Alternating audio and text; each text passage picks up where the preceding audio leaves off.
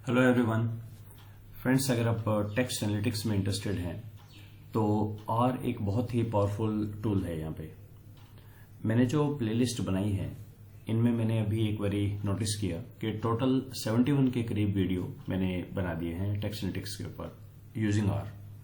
और ये काफी कंफ्यूजिंग है। आई कैन अंडरस्टैंड एक न्यू बिगनर के लिए तो बहुत ही कंफ्यूजिंग है कि शुरू कहां से करना है, एक्चुअली क्या है ये चीजें। 4 तो प्लेलिस्ट हो रही है अलग अलग, तो मैंने एक बार इनको थोड़ा सा सिस्टमेटिक किया है। जब मैंने पढ़ना शुरू किया टेक्स्ट एनालिटिक्स के बारे में, फर्स्ट वीडियो मार्च 2019 में मैंने बनाया था, कंसेप्ट ऑफ दिस। और आज हम अप्रैल 2024 में बात कर रहे हैं।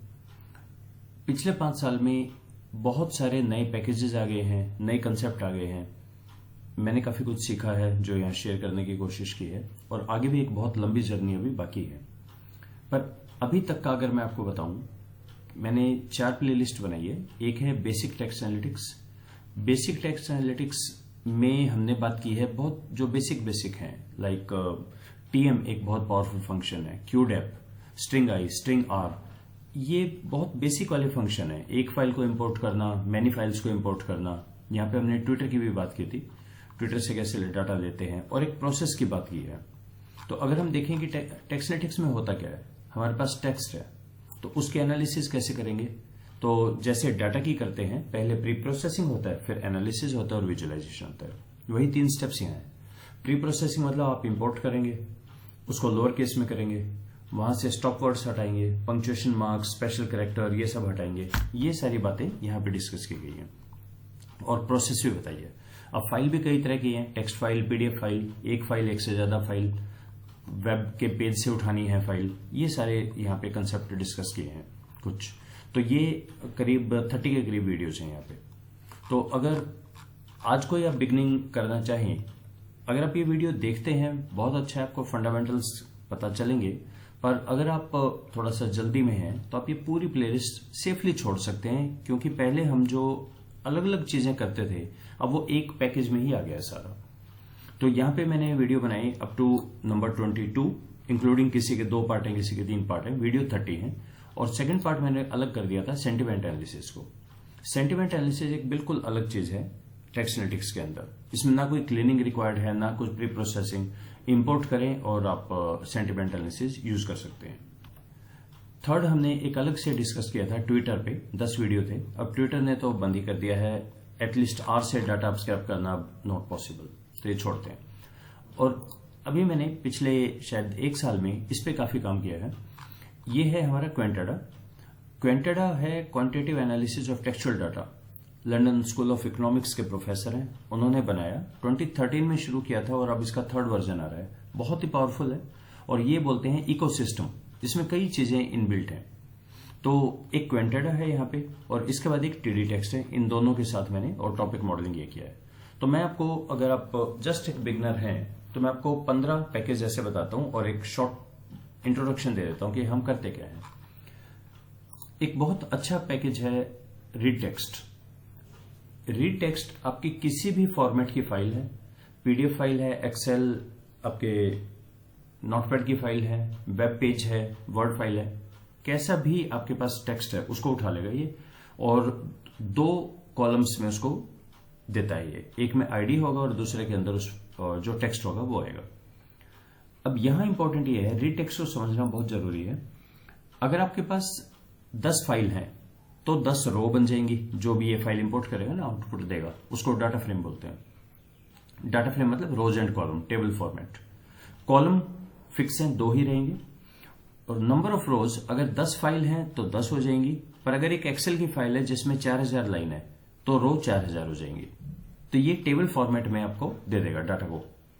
इसके बाद हम क्वेंटेडा यूज करते हैं, जो सिंपल टेक्स्ट क्लीनिंग के लिए है। 3 स्टेप में कॉर्पस बनाते हैं, जो सिंपल एक रिकॉग्नाइज्ड फॉर्मेट है जो क्वेंटेडा रिकॉग्नाइज करता है। टोकन में हम क्लीनिंग करते हैं, और डीएफएम में हर डॉक्यूमेंट में हर वर्ड कितनी बार आया उसकी फ्रीक्वेंसी को बोलते हैं। Document feature matrix, remember feature को ही टर्म भी बोलते हैं। अब ये 3 हमारे बेसिक स्टेप्स हैं जिसके बेस पे हम पूरा क्वेंटेडा रन करते हैं। अगर हमें टेक्स्ट एनालिटिक्स करना है तो हमारे पास एक क्वेंटेडा का ही एक और पैकेज है, क्वेंटेडा.टेक्सटेट।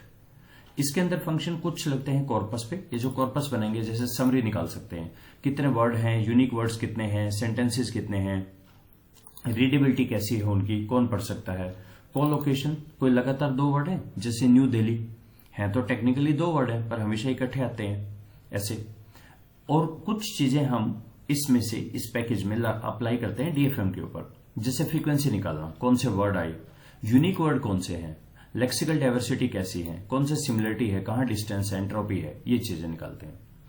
अच्छा, हर एक का लगभग हर एक का एक विजुअलाइजेशन है, उसका पैकेज अलग है, टेक्स्ट क्वेंटाटा, टेक्स्ट प्लॉट्स। जैसे फ्रीक्वेंसी निकाला, इसके विजुअल रिप्रेजेंटेशन को वर्ड क्लाउड बोलते हैं, कीनेस के विजुअल रिप्रेजेंटेशन को कीनेस प्लॉट बोलते हैं। एक कंसेप्ट आता है KWIC, की वर्ड इन कंटेक्स्ट, उसके प्लॉट को बोलते हैं एक्सेल प्लॉट। सिमिलरिटी डिस्टेंस निकाला तो नेटवर्क प्लॉट। तो इन सब का विजुअलाइजेशन है। और फिर हम करते हैं एडवांस एनालिटिक्स पे, जिसपे LSA, latent cement analysis, correspondence, SVM classifier, logistic regression, ये सारे आते हैं। ये सब क्वेंटाटा के ही इकोसिस्टम में है, इन्हीं के डोमेन में है, पर पैकेज अलग अलग है। क्वेंटाटा अलग है, टेक्स्टेट अलग, टेक्स्ट प्लॉट बेस। इसी का एक सब्स्टिट्यूट है TD टेक्स्ट।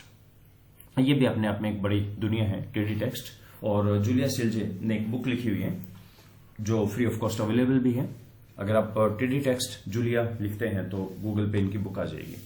ये भी काफी पावरफुल, लेकिन एक पैरेलल है, या तो आप क्वेंटाटा कर लीजिए या TD टेक्स्ट कर लीजिए।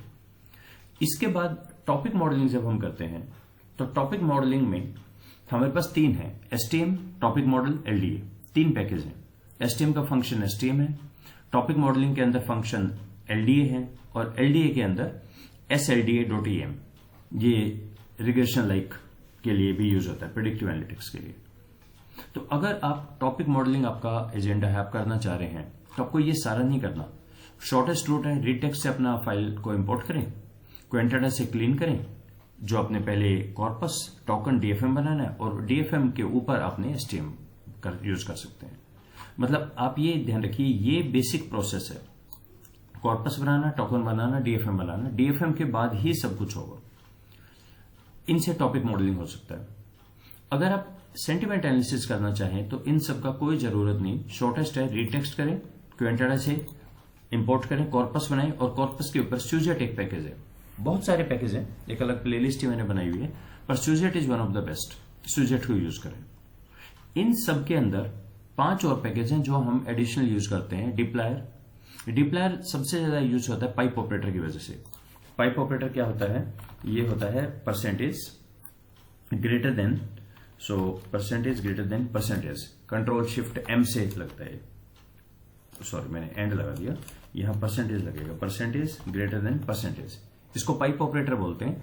कई कमांड्स एक साथ रन कर सकते हैं, दिस उसके अंदर ये, उसके अंदर ये, ऐसे पाइप ऑपरेटर। ggplot विजुअलाइजेशन के लिए है। वर्ड क्लाउड 2 भी कई बार हम यूज करते हैं, और TDR भी डाटा हैंडलिंग के लिए है। मतलब ये 15 पैकेज हैं। अगर आप ये 15 कर लेते हैं तो आपका पूरा टेक्स्ट एनालिटिक्स कवर हो जाता है एज ऑफ अप्रैल 2024। हो सकता है फ्यूचर में और नई चीज आ जाए जो 15 की भी जरूरत ना पड़े, लेकिन अभी आपको बहुत ज्यादा नहीं है, ये 15 चीजें रिक्वायर्ड हैं जो आप सीख सकते हैं, बिल्कुल बिगनिंग से लेके और advance topic modelling, even predictive analytics तक।